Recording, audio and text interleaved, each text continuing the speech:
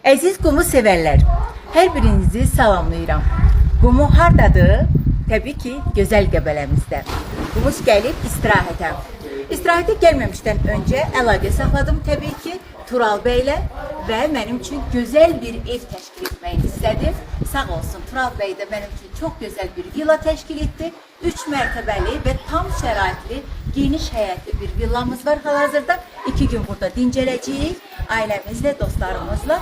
Gördüyünüz kimi dağ mənzərəli bir villadır. Mənzərəsi də çox gözəldir. Aşağıda isə havuzumuz var təbii ki. Əyləşmək üçün gözəl.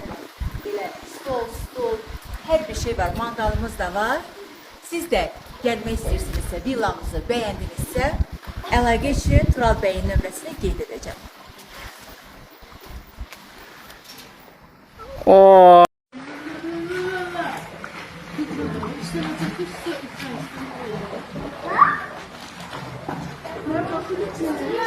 Fransız halkı keyif edir. Sen ya burada zaten olmadın. Həmişə istirahətlərdə.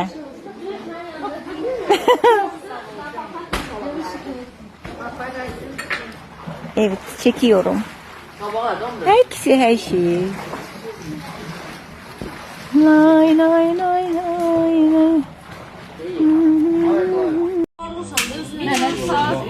Mən də yatmağa gəlmişəm, amma istirahətə gəlmişəm, yatmaqdan deyil. Evdə yatın, ha? Evdə də yatmıram, amma neysə. Görsen içinden Azerbaycan'dayız.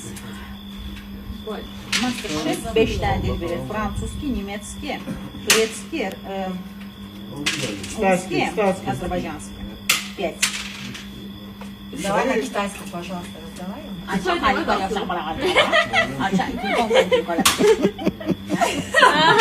Zачем ты çəkirsən məni? Vay anasını. Az demədim Masterchef çəkmə. Tu parles français? Je m'appelle. Je m'appelle. Çavat tanım. Çavat sənin. Eski sürməcəyəm. Eski. Səni yeyim az mən. Yani de ben özünü seçiyorum. Uliçkaya dedim ki mən Tiffany bu elə. Сейчас modada. Понимаешь? Да, Tiffany bu. Onda просто kısaltır kavak ki mən də bilmem. Maalesef. Niye böyle bir ki bu yaşından tanırsınız. Зачем она böyle bizi çekir de? Женщина. Это твоя мама. Женщина. Ana не моя mama, ana моя подруга. Ой. Elə mamsın olur. Məndən yaşlı göstərir. Nasıl çuvalandır ya? Keskin yine boş boşuna kaçmıyordu. Подруга. Hanım. Aslında şık. Demək, Masterchef'də nə istədiniz?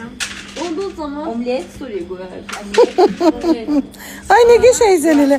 Bir de uy. Çok güzelsin kız. Fajno, że to jakieś jest